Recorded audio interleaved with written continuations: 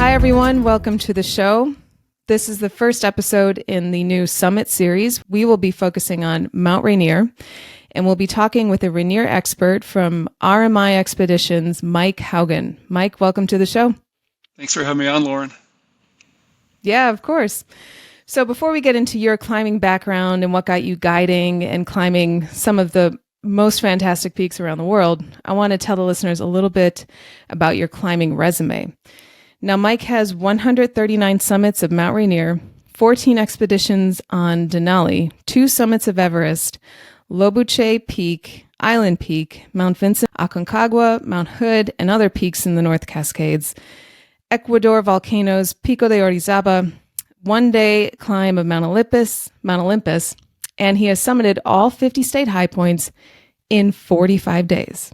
So, Mike, that's really impressive, and what you've done is what a lot of listeners really want to do one day. Maybe not all of it, but you've checked off a lot of peaks that are bucket list items for people. And so that's why we brought you here, because you're obviously an expert. Now, can you tell the listeners a little bit about how you got started in the outdoors and how you got climbing? Sure. In high school, I lived in the great mountainous state of Ohio.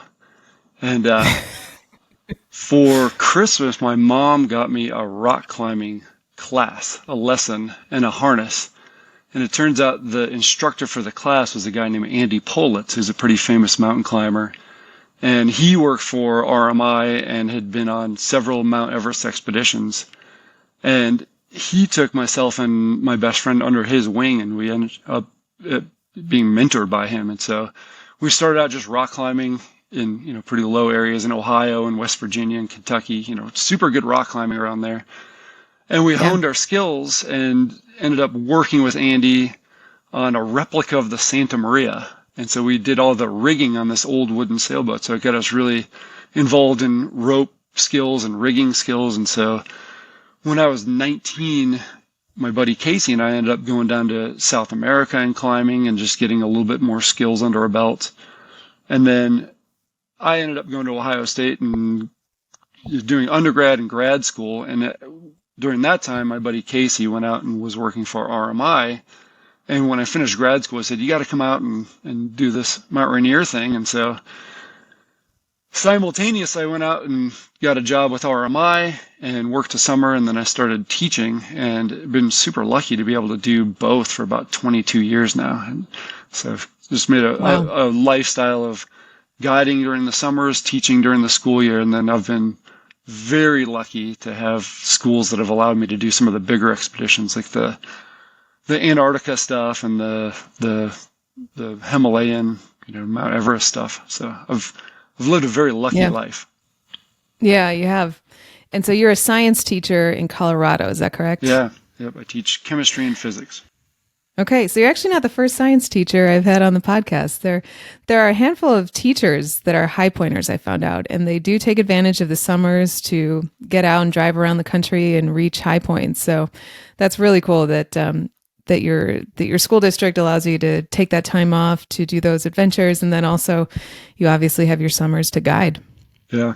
No, I've been super lucky, and being a guide on Mount Rainier gives you a ton of skills that transfers to pretty much any other big mountain in the world. So, being able to train under some of the best mountain guides and some of the best climbers in the world has really allowed me to branch off and do some pretty cool stuff. Right. Now, I've read a couple books that were written by American mountaineers who got their start guiding on RMI. Mm-hmm. So I think one of them was Ed Viesturs. Sure.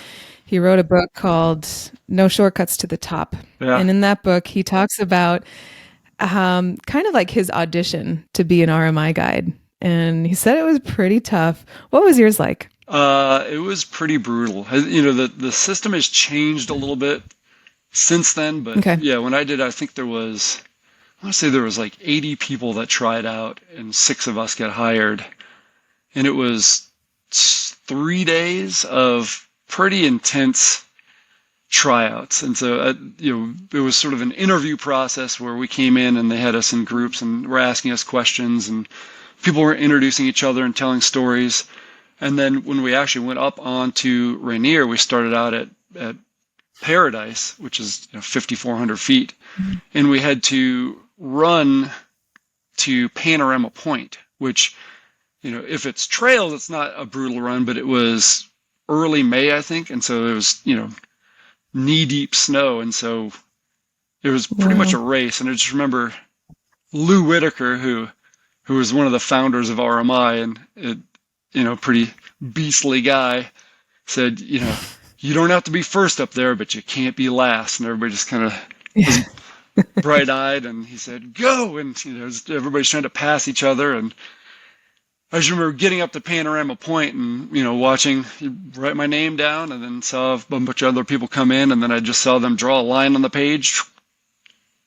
And then, everybody underneath that line was not invited back the second day to do more of the skills portion. So it was definitely a brutal few days of, being under the pressure of trying to show off what skills you have and show off some physical abilities.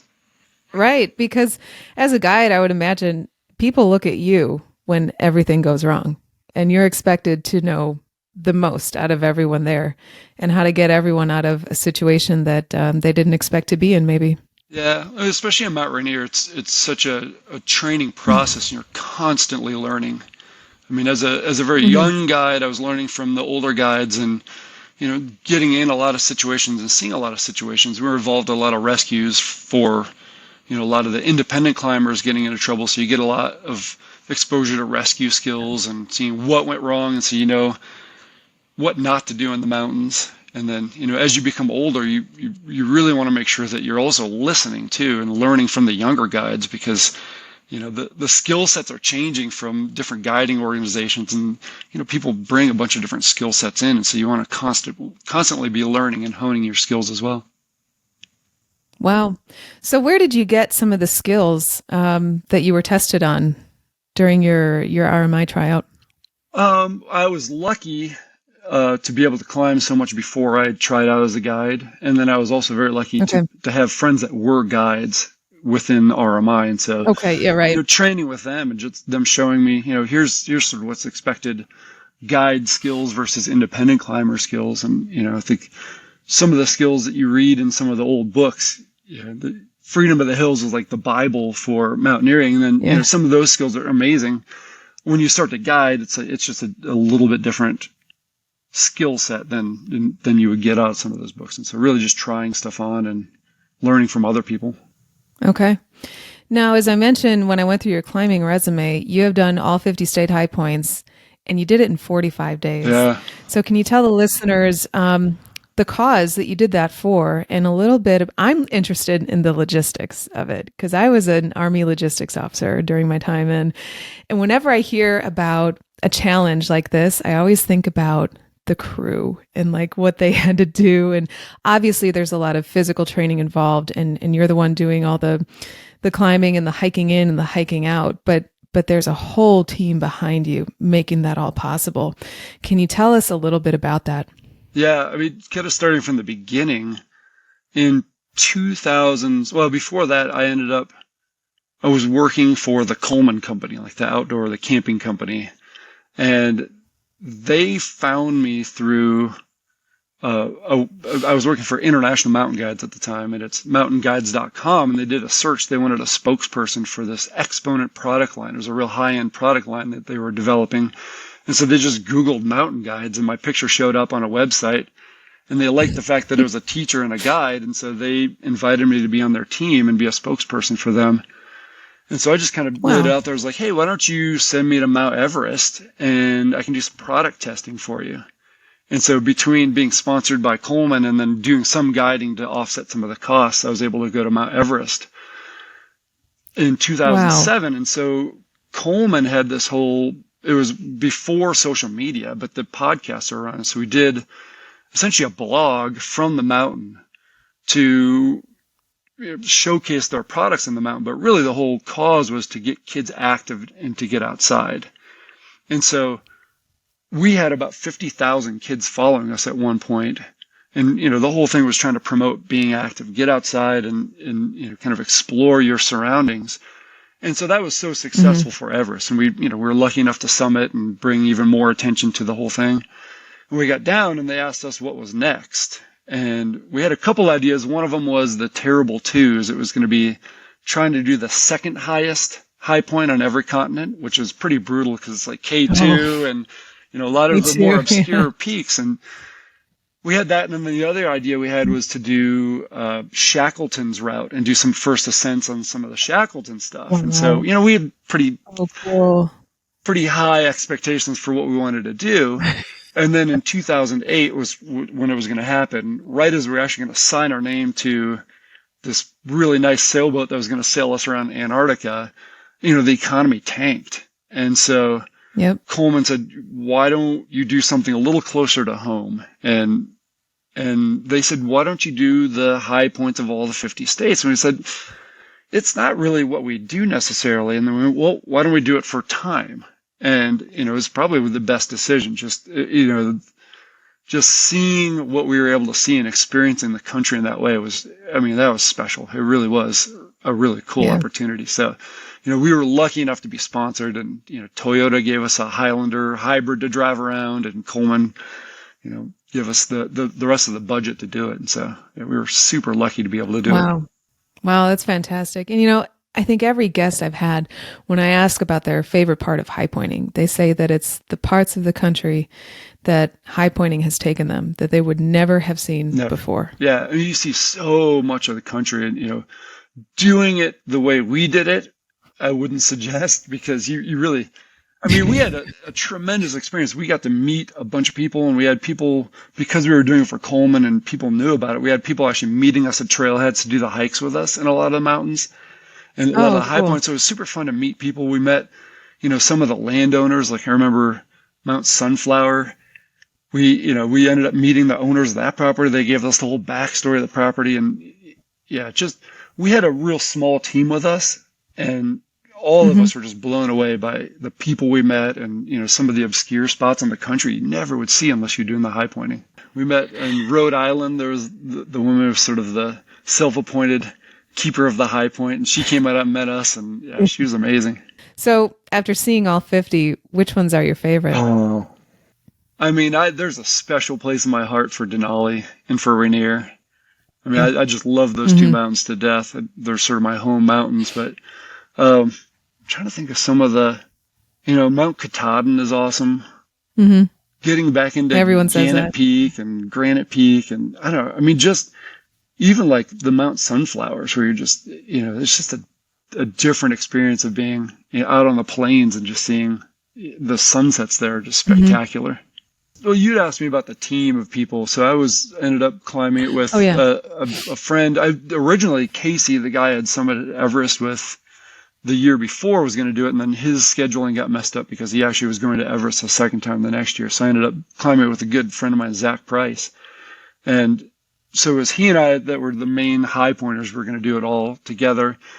And then there was a documentary filmmaker that jumped on board. He wanted to document the whole thing. And so he rode with us, and we also hired a driver just because we knew we were going to have to get some sleep at some point. And so it was 4 of us in a Highlander hybrid for the whole 45 days.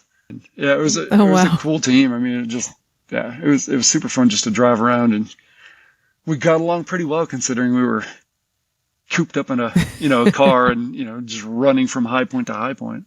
But yeah, in terms of logistics, we had, Coleman helped out quite a bit in the beginning. We sort of told them the route, and it's, when you do it for time, it's actually a pretty elegant route that you do, the way we did it anyway, which I know a couple other people have gotten a hold of us, and we gave them our route and all of our logistical stuff. But we started in Alaska, obviously. We started on Denali, and then we flew to Florida. So we went highest to lowest. And then it's pretty elegant how it goes, up the East Coast through basically the Appalachians, and you cut across the Midwest, and then you can cut down the Rockies, and you basically cut back up the West Coast, and everything ties together in a decent zigzag across the country. And there's a big difference in where you start and then when you went to Florida, and you kind of you don't come full circle because you don't go back to Alaska, but when you end on the Pacific Northwest, that is kind of as full circle as a lower 48 can get. Well, and you can tell that I picked the route because we ended in Hawaii, so we could do a little beach vacation Oh, afterwards. you Yeah, did? That's awesome. And that's really smart. exactly. So were you lucky with weather on Denali? We were very lucky. We actually we were 8 days on the mountain, including the summit. So we started Oh, and wow.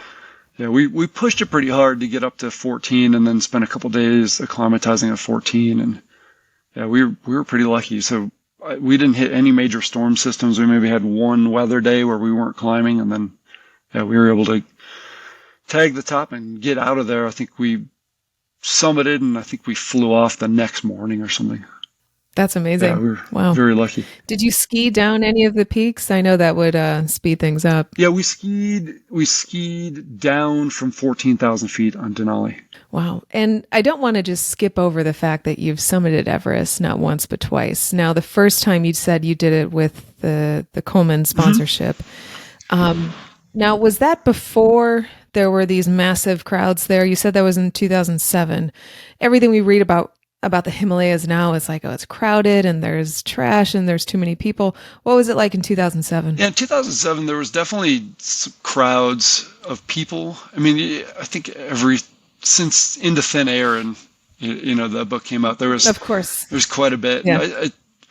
I sort of caution people to take a look at what they're reading too. There's so much clickbait on the internet, and it's these recycled stories. I mean, it's crazy. Every year, starting in April, you start to read these stories, and there really are recycled stories about crowds and trash. And from my experience, both times I was there was definitely people. And you look at any mountain, you look at Mount Rainier a weekend in July, and there's lines of people because there's established routes and there's nowhere else to go. So everybody's on the same route going up. We were lucky enough to leave early. Actually, the first time in 2007, we left quite a bit later than everybody and hit this wall of people as you're very first getting onto the fixed lines going up towards the summit. And we got on a bad line. It wasn't moving very much. And so we waited there for maybe 20 minutes.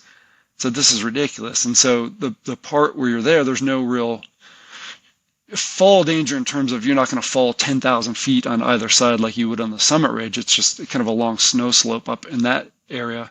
And so we just got off the fixed lines and climbed around everybody. And then we didn't see anybody else on the way to the summit. And so we were very lucky to be able to scoot around people. And then, as we were summiting, we were coming back down that big group, we hit in a really good spot. So, there was traffic, but there's ways around it.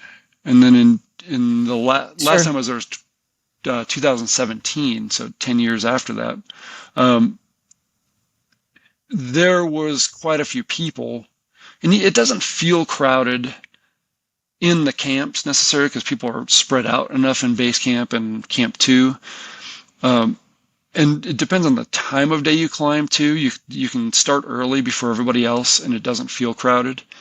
And then our summit day, we actually intentionally chose one of the very last days you could climb. If you decide to go on the very first good weather day of the season, you should expect lines. And that's sort of the way Everest is because everybody is very anxious to get to the top, and they spend a lot of time getting prepared, a lot of money. And I think, that anxiety of like, what if there's no other weather windows makes people get into those long queues. And I think a lot of people's dreams are squashed because of impatience that way. And so if you go a few days after that first good weather window and, judging the weather, making sure you're hitting a good weather window, you can have the mountain almost to yourself. I think when we summited in 2017, there was only a couple other teams up at the top, and there was nobody in front of us. So when you went in 2017, were you guiding? I was guiding. Yeah, I had a climber that I had guided on several mountains around the world. So I had actually first met him guiding him in Antarctica on Mount Vinson. And he and I kept in touch over the years. And I took him out Rainier and a couple other mountains in Colorado. And then he asked me if I would guide him on Everest. And I said, well, let me talk to my school. And so it all worked out perfectly. So I guided him in 2017. Wow. Now, as a guide, do you work with the other teams on the mountain to coordinate summit attempts to try to avoid some kind of bottleneck? Or is it just, we're going to take this weather window and we'll see what happens? I think it's almost impossible on a mountain like Everest. I mean, in Denali, you definitely talk to other guide services and just see who's going and, try to stagger it Sure. and just make sure everybody else is at least know who's going up at the same time in terms of communication and also for resources too, if something did go wrong. On Everest, it's much harder having such an international presence and there's no permits or anything in terms of like guide services aren't permitted and aren't necessarily held at the same standards as in other countries. And so I think the big guide services will often talk to each other just to make sure everybody knows who's on the mountain and what's going on. But you can sort of just expect that on those first good weather days, there's going to be a mass of people. And so there's no real way to tell people, hey, we're going to go first and you go after. And I think that's been attempted when a lot of the guide services used to send fixing teams up. They'd say, okay, we're sending this fixing team up, so we sort of get priority. And then I think a lot of the smaller, less established guide services go, well, we don't care. We're just going to go anyway. So yeah, who's going to stop exactly. Sort of fair game. I had a guide, Kurt Wedberg. I know Kurt. He's a great guy. I used him on Mount Whitney when I did the Mountaineers route in the winter, and he was saying that he used to work for RMI back in the day. Yeah. I think it was. I worked with them. Oh, you did? Yeah. Okay. And he was talking about Everest. And that one famous picture you talked about, clickbait, where there's a line to the summit. And I think it was like Nims Perja or something who took that picture. It's that same summit ridge, yeah. He mentioned that he was on either that exact one or same situation. And he did get a little frostbite, he said, in his toes. We were talking about boots and what he recommends and stuff like that. And he cited that instance as like, don't go light when you're talking about foot gear on a cold peak. And I used to have toes that would never get cold. I grew up in northern Wisconsin and I played out in the cold I never got cold feet. And after climbing, especially Everest and Denali, my feet have been so close to frostbite so many times, some freezing injuries. And I've never had frostbite, but they're very sensitive now. So even on Denali, I'll wear Everest boots with overboots over them, just because I just don't want to take any chances. Now we'll get into your guiding on RMI. So you passed the tryouts for RMI. You're officially a guide. Then what?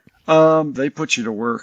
I mean, it was 2003 when I got hired, and RMI had the entire mountain was under the permit for RMI, so there was no other guide services at the time. And they ran us ragged. I mean, it was super fun. It was, you got to experience that mountain in a totally different way, running up and down. And there would be days where you would summit with climbers and then come back down to our high camp at Camp Muir. And we call it a layover, where you would stay there and other guides would take the climbers down. And then you'd wait for the next team to come up and you would go climb with them and come back down. And so, I got a lot of the first 5 years I worked on that mountain. I got a tremendous amount of summits under my belt. So is that where the majority of the 139 came I've from? definitely slowed down in the last 5, 6, 7 years of, now I get maybe 3 or 4 or 5 a year. Back then it was 20 a season easily. Now that I think about it, when I was on Rainier with IMG, one of my guides, she wasn't the lead guide, she was one of the assistant guides. She was a teacher in Seattle. And just like you, she guided on Rainier during the summers. Oh, yeah. I'm trying to remember who that would be. Mm-hmm. It was an all-female team, so if that narrows it down. I actually don't even know who that would be. Do you find other teachers, though, that are guides for that reason? Because they have their summers there's quite free? a few. Definitely. It's such a good lifestyle to be able to teach during the year and to have that stability of kind of just making some extra money guiding in the summertime. Yeah, why not? And you like climbing, so why not do that? So do you bring your family out to Washington? My wife has been out there, and we've talked about climbing Rainier. It's just never worked out. So I mean, I'd love to get my daughter out there too soon, and so it hasn't worked out just because now when I do go guide in the summer times, it's like a mission to get out there and guide really hard for a couple of weeks and then come back so I'm not away from home for too long. What are some of the things that you see in clients that come to RMI and expect a Rainier experience? What do they expect, and what's kind of the reality? I think we get so many different goals out of people that come in, which is amazing. And that's one of the first questions I ask is, when we do introduction is of like, tell me, what are your goals? If your goal is to just climb Mount Rainier and get to the top, that's awesome. A lot of people have goals of they just want to experience the mountain and be there. And some people want the summit, and some people have, they're training to go do Denali or Aconcagua or something. And, some people are high pointers, so that, their goal is to add another high point to their list. What are some things that you would want some of our listeners who are high pointers to know about in terms of preparation for a climb like Rainier? If you are coming with a guide service, to climb with a guide service, really it's just the physical preparation. Just being in good enough shape to make it a more pleasant experience for you. I mean, you don't need to be in Olympic shape or anything to do it. And really just coming in with a baseline amount of fitness and the willingness to listen to your guide to make it more efficient. And so really, to me, efficiency on the mountain is as big of a factor as being fit. So, learning how to walk, and we teach stepping techniques, and people kind of wave it off as like, it's just kind of a bunch of junk. And it's like, well, no, that is how you become efficient. You save a lot of energy with the right walking and the right breathing. And so, I mean, in terms of efficiency on the mountain, it's, I think eating the right foods, learning how to do a rest step is really important. I think pressure breathing, people actually really sort of underestimate how much pressure breathing can help you. And it's, there's physiology behind it. I actually have a master's in physiology, and I can tell you the physiology behind it is pretty incredible in terms of, when you're at an altitude, the issue is the pressure. And so to be able to breathe the right way and compensate for that lack of pressure, using a deeper part of your lungs where it's not quite as oxygenated, it's huge. And so, if people start to pant on a mountain, it's like, you're using all your upper respiratory stuff, and it's already relatively saturated up there with oxygen. So if you can get down and you can get in the habit of breathing and using the bottom part of your lungs, it just, not only do you get more oxygen in there, but it absorbs that much faster because it's a bigger gradient between the outside and the inside. And so there's all kinds of little tips and tricks that guides use that, I have climbers that climb with me that are way more fit than I am by far.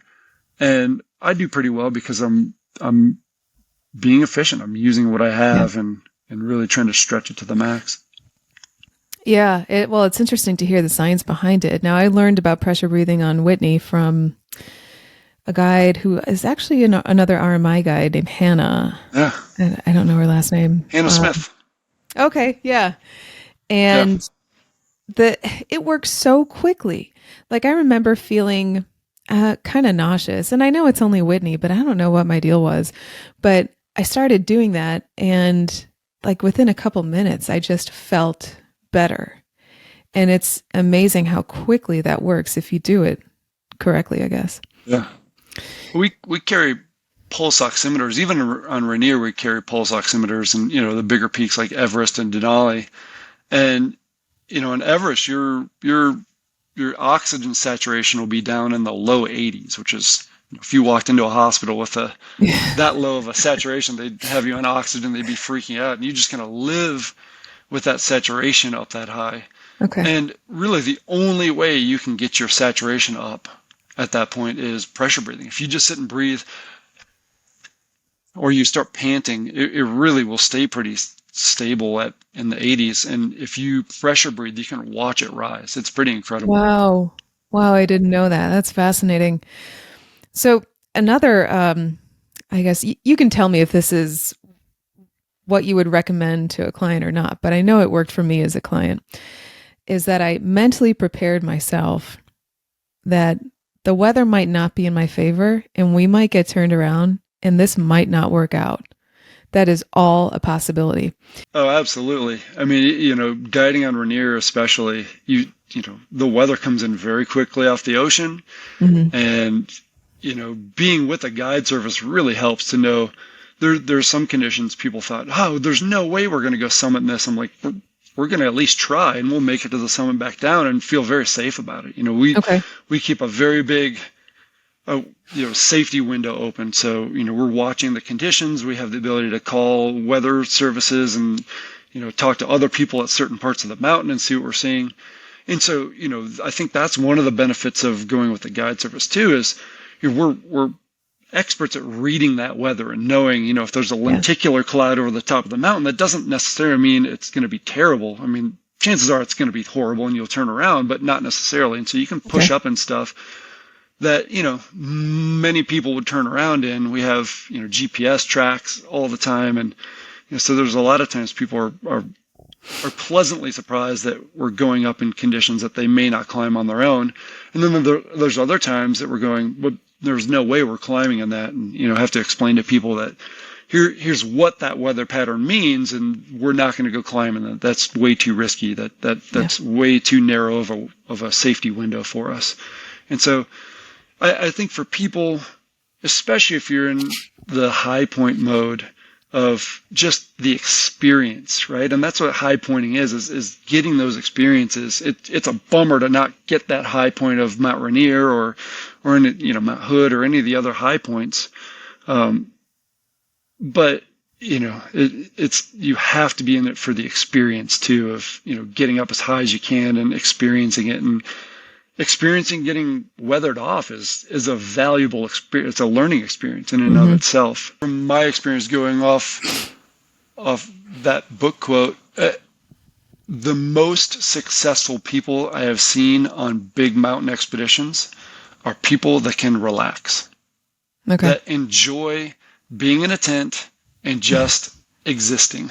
I think the people that I've seen who are still really plugged in and have to have a satellite phone to call the office or, are trying to figure out how to get social media going. And it's like those people are so ramped up to like, you have to get it done. And if we're not moving every day, if we're not, going towards the summit at every step, they sort of take themselves out of the game in terms of worry. Worry is energy. Anxiety is energy that's lost. And you're just burning that energy. And just existing and, sitting out a storm, being happy because there's nothing you can do, right? You're just in a tent and you're hanging out. You don't get to do that stuff at home. When's the last time you just sat in bed for 3 days and did nothing? You sort of just have to enjoy it. You're in this amazing space with nothing else to do, waiting out a storm. The storm is going to pass. The famous guy, George Dunn, always says, good weather always follows bad, which is a simple statement and it's silly. And he's an amazing human. And you're like, that's so true though. I mean, if you have that mentality of at some point, the weather's going to get better. And when it does, we're going to move. Enjoy the time. I've also heard that about Denali, that a lot of it on the way up, obviously, is waiting for good weather. You're not in an environment where you're constantly entertained. So like you said, you just have to be content doing nothing and worrying about nothing.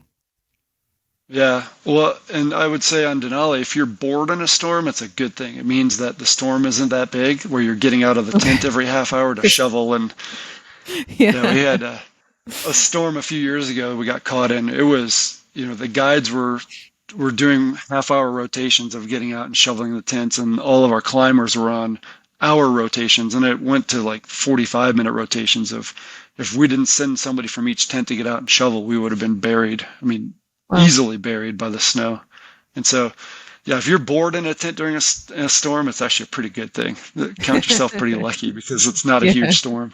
Is there anything else that you want potential clients to know about climbing Rainier or any mountain since you've done all 50? Well, With Rainier in particular, I think just show up with a good attitude, and you don't have to have a huge climbing resume to climb Mount Rainier. There's a few different ways you can climb it.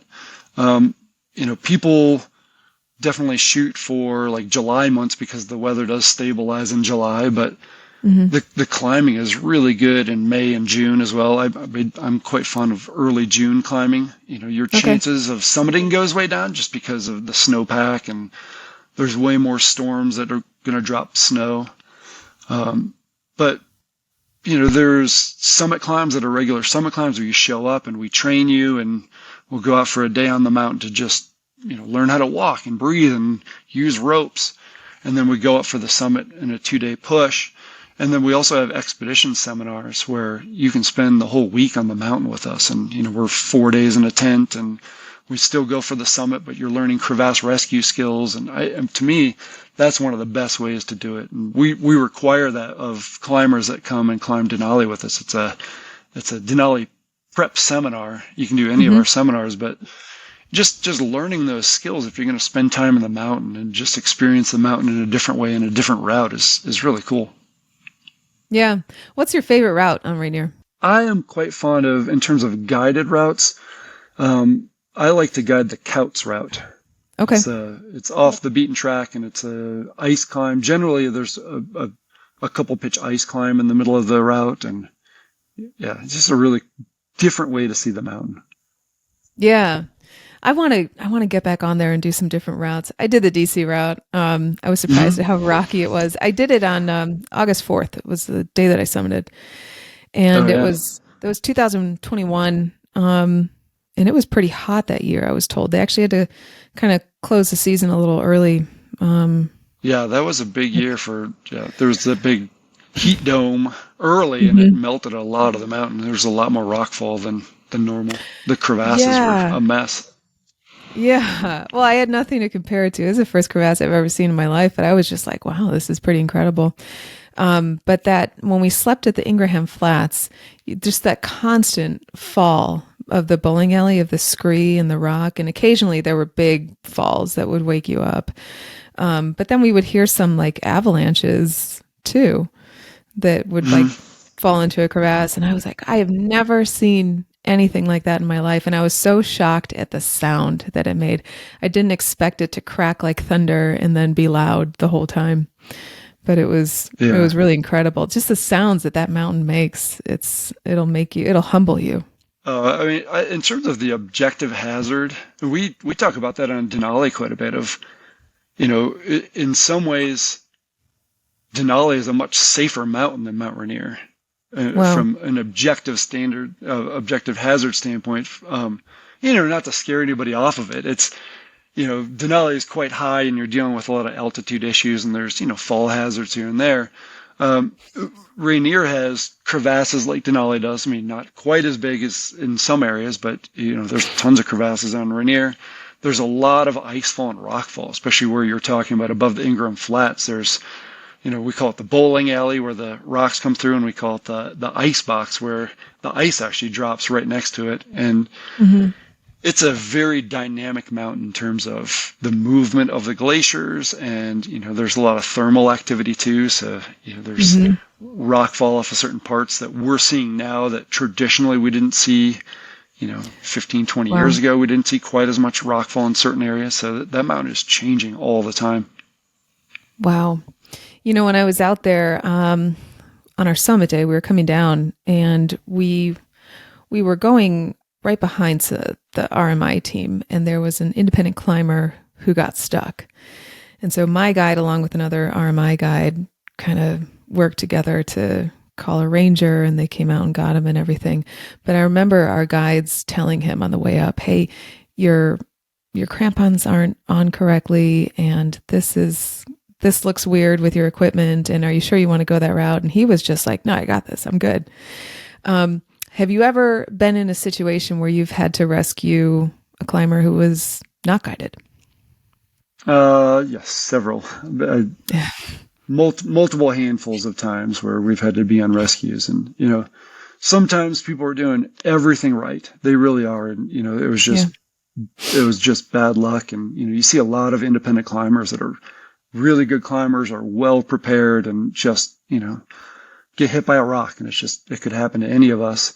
And then you Yeah. do see quite a few climbers that are just there, and they sort of heed all the warnings that people are putting out there. And, it's amazing how many people just get away with that too. I was doing route work with another guide at one point. It was starting to get dark in the summer. So up there, it's, probably 8 or 9 at night when we were doing this route work.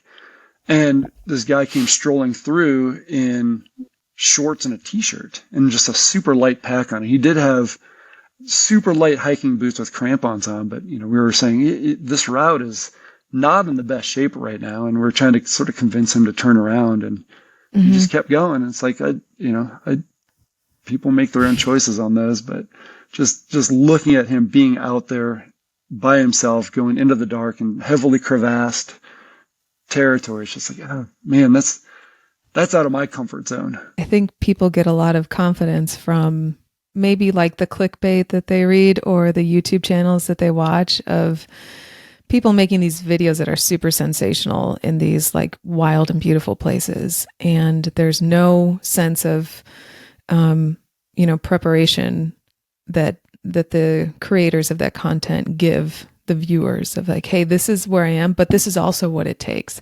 And so people consume that and they think like, well, I can go up there too, and I'm going to get this picture on the summit. Or, they read a blog or a book and they think like, oh, well, I've climbed this mountain, in my backyard. I got this.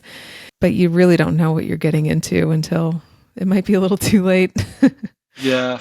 No, and I think, there's a lot of people too that think that because there's guide services on and they've maybe seen the route before because guide services, and we do a lot of work. I think people don't understand how much we do to sort of groom the route for safety purposes and for getting people up and down in a good amount of time and just navigationally.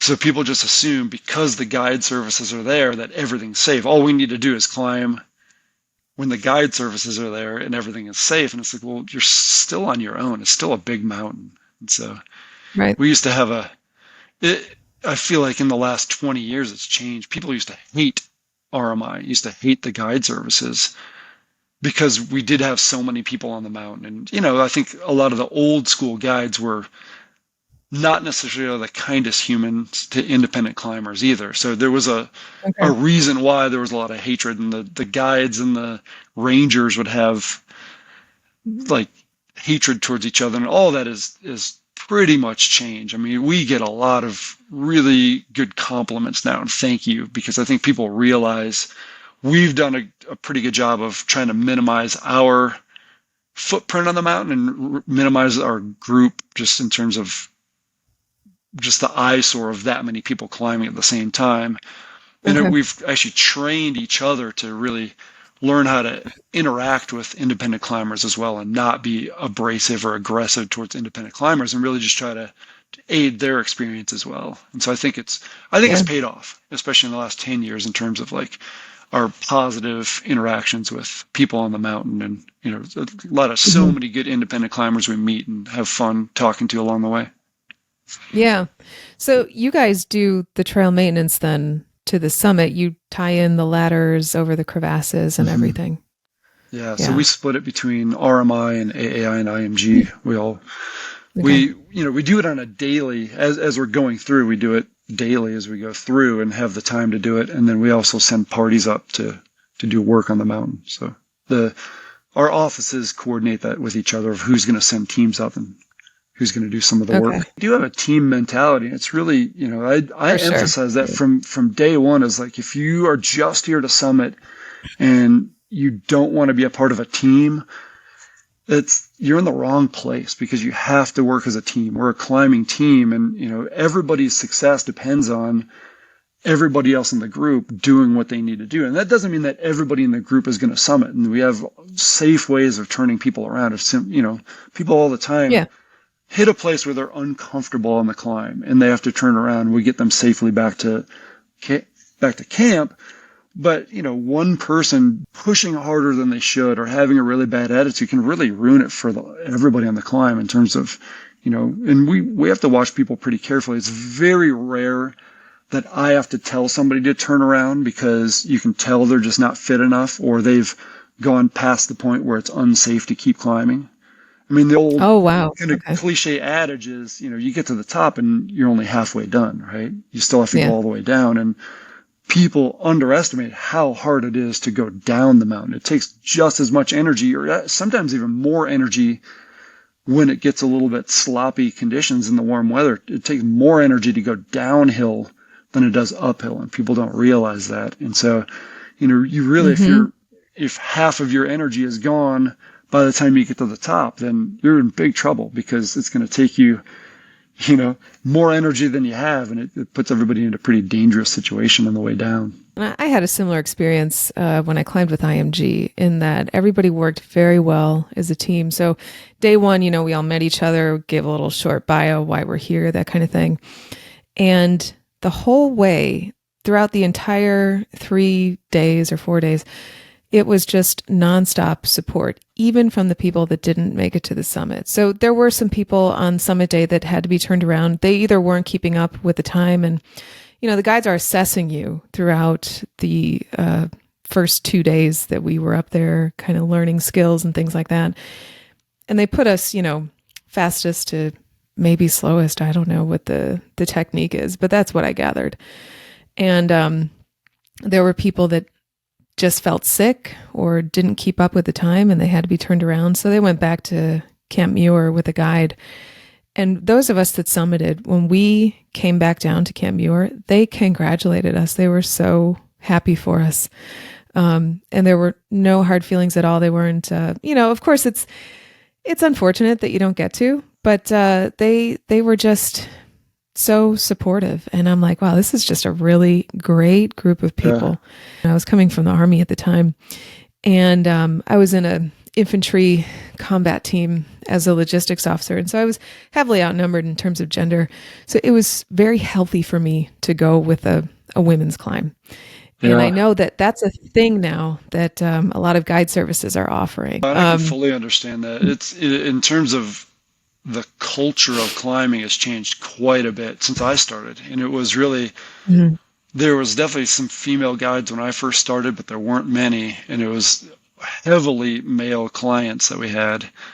And I think, now it's changed. We actively try to have a culture where female guides feel comfortable and take leadership roles in the company just to make sure that there's a female presence, because we have a lot more women that want to come and climb the mountain. It's a great thing to have that many more people on the mountain and that many women that want to do a sport. That's pretty amazing. Is there anything that I left out about guiding that you want people to know? Figure out what your goals are, and then I would call the guide services too and just see, if you are more on the learning aspect, and sign up for a seminar. If you are really you want to get the high point in, then figure out a good date for a summit climb, just a regular climb. But you just really figure out what you want as goals and let your guides know too, because there's all kinds of things that guides can add to your trip if you have different goals in mind. And I'll say, just as a client perspective, there are many pressures that going with a guide service takes off of the climber. So, your tents are set up, your food is made, there's water there. And that's just it's many things that you just don't have to worry about that you normally would. And then there's somebody who goes through your equipment and says, that's not going to be warm enough. I think you need to rent something better. Whereas you might not get that expert advice anywhere else. Yeah, and it really is true. I mean, people come in and are coming from all parts of the country and the world, and they read the list, and it's really hard to read a gear list and know exactly what the gear list is talking about. And so I think people take it to outdoor gear shops and they do the best they can. And I always feel really bad. I'm like, I think you should rent something that we have, and I don't get a cut of the rental company. Yeah. So but it's, if those pants don't work or that jacket, and people kind of look at me like, well, I wear this cross-country skiing in the middle of winter in Minnesota. It's like, well, but we're not cross-country skiing in Minnesota in the middle of the winter. Cross-country skiing, I'm in super lightweight stuff because I'm constantly burning energy to be able to like cross country ski and, very active. Whereas, we might be sitting around in that cold, and it's, the altitude is a game changer. And so there's specific gear where you can get away with stuff, but that's one of the things I say, I don't ever want to get away with a piece of gear. I want to make it efficient as possible so that, people are looking at me like, you want me to wear this giant down parka in the middle of July? And I said, this is the biggest piece of gear you will have. This is one of the biggest efficiency pieces that you'll have, is having this big parka, because when you get to that break and your body's sort of reached this optimal temperature and you're regulated, when you sit down, you're immediately losing that heat. And that heat is energy, and that's energy you need in order to summit this mountain. So if I can build up that heat, get my muscles to that operating temperature, stop for a break, put that park on, and hold that temperature in, when I start hiking again, it means my muscles don't have to use more energy to try to build back up to that operating temperature. And so in terms of efficiency, there's all kinds of gear pieces that will not just keep you more comfortable, but it'll actually help you to like conserve energy as well. Yeah. And when I climbed Rainier, I was coming from North Carolina. That's where I was stationed at the time. And so there aren't a lot of resources in terms of gear shops to go to there to buy what you need for Rainier. So, I went to the REI in Raleigh, but they have equipment that's more suitable for Appalachian type of hiking and activities out in Western Carolina. And, in coastal Carolina too, they had a bunch of kayaks and bikes and stuff like that. But also the employees there were like, I've never done this. I don't know what to suggest, but you can look on our online store. Here's our catalog. So I just ordered, mountaineering boots and had them sent to the store so I could try them on. And that was the best that I could do with, where I was and the resources I had. The rest of it, I did have to ask a guide and rent. And I was so glad I did that, especially with the parka, because when we did stop for water breaks up to the summit, and even on the summit, when we, just sat down and just chilled for, 30 minutes, that I don't know what I would have done without that. It was, especially before the sun came up, that was huge. Well, it's a safety piece too, because if there was a rescue situation where your guides had to go and help another party, you might be sitting for a while, and if you don't have the right gear, it's now you're getting too cold, and so it sort of thwarts rescue activities when you should have the right gear to be able to sit around for at least a little while. And and going to your point of like asking a guide, I think any of the guide services, if you were to call RMI and say, yeah, I'm on a trip in July, I'm looking at gear shops and I'm not sure if I should get this or this, and our guides are on call to answer questions like that. And we love talking about stuff like that, especially if it's people that are coming to climb with us, and we want to make sure you have the right gear so you don't show up disappointed. We do a gear check at the beginning of the trip, and it's, I constantly work with people to make sure that, we can use the gear they have and figure out what's the best combination so people feel very comfortable. They're not underdressed or overdressed or carrying too much stuff. That's a waste of energy if you have redundant gear that you're bringing to the top. But we want to make sure everybody's safe and comfortable. And renting gear is a really good, if you are climbing Mount Rainier, there's a specific set of gear that works well on Mount Rainier that would work, 95% of this stuff's going to work really well on Mount Hood. It's going to work really well in Denali. You might have to add a couple extra layers in there, but renting is not a bad option, so that you get to see, okay, the rental stuff is geared for Rainier. And so you see that stuff, you're like, oh, this is the good stuff, or, I like this, but I would want this other feature. And so, renting it allows you to experience it and then go buy what you really want. And make sure you don't spend $300 on something that is only going to be served one purpose, or you're only going to use it one time for one climb. Right. I remember I bought crampons and I showed up with them without knowing how to put them on. Guide obviously taught me, but when we were putting on our crampons, they couldn't watch us all at the same time. They were kind of going around checking. And I thought that I did it. I watched the YouTube videos how to put it on. And then I put them on the wrong feet. I was like, It how definitely did I make happens. that mistake? That's actually not that, yeah, that's actually not that hard to do until, I mean, we try to point out some of the stuff of like straps on the outside so that you don't, it's not a tripping Hmm. hazard, stuff like that. But, in terms of Hmm. rental crampons, I would always choose rental crampons on the disappointment cleaver ride on Rainier. And people are so Yeah. like startled that we walk in rocks with crampons. It's like, that's actually pretty common, especially on Mount Rainier. It's very common to be in rocks, climbing on rocks Hmm. into volcanic stuff on crampons. And it's like, it'll make your crampons into butter knives, instead of steak knives I know. in minutes. And so it's like, use rental crampons, use our crampons and dull them up, and then use your crampons for snow-covered peaks. I wish I knew that. That section, oh, it sounded like nails on a chalkboard for Oh yeah, that whole people part of are the people climb. are creeped out about crampons and rocks, and it's like it. Yeah, you get that on a lot of different mountains where you're actually on rock with crampons. I wish that I had rented them because they looked better quality than the ones that I brought. And then after we went through the rocky section, I'm like, yeah, I'm probably dulling these things out. I should have rented. Yeah, oh, they'll last a long time. You can always sharpen them too. They're not. Yeah, Yeah, for sure. yeah. You try guiding in them a full season. You watch it. The crampons get shorter and shorter and shorter throughout the season. Yeah, I bet. So, what are the benefits, the personal benefits that you get from being a guide and helping people achieve their dreams on these big summits? I think there's a couple different things.